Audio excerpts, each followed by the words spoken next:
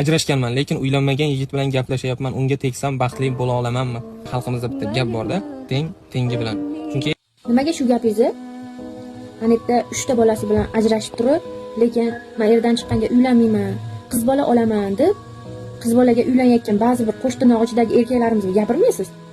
Nimaga o'shalarga tengi bilan sen ajrashgansan, xotin qo'ygansan, seni ham erdan chiqqan juvonga uylanishing kerak deb nimaga o'shalarga gapirmaysiz?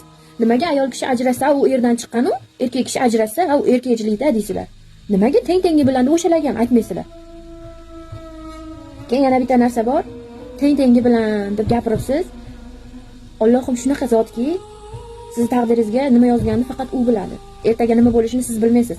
Alloh shunaqa narsaga qodir, hamma narsaga qodirki, ani urib turgan yuragingiz ham, ani gapirayotgan tilingiz ham hamma narsani birinchi Allohdan so'raydi. Har bitta yuragingiz urishini uraveraymi deb so'raydi. Shunaqa narsa qilib qo'yishi mumkinki, erdan chiqqan xotinni shunaqa sevdirib qo'yishi mumkin shu yuragingizga. Unda sizni qo'lingizdan hech nima kelmaydi. Qani o'shanda nima qilarkansiz? Nima qilib jakotda gapirmang. 1 soatdan keyin nima bo'lishini siz qayerdan bilasiz? Ana yuragingiz Allohning buyrug'ini qiladi, siz emas. Sizni qalbingiz, sizni ko'nglingiz, sizni yuragingizda urgani bilan Allohning aytganini qiladi.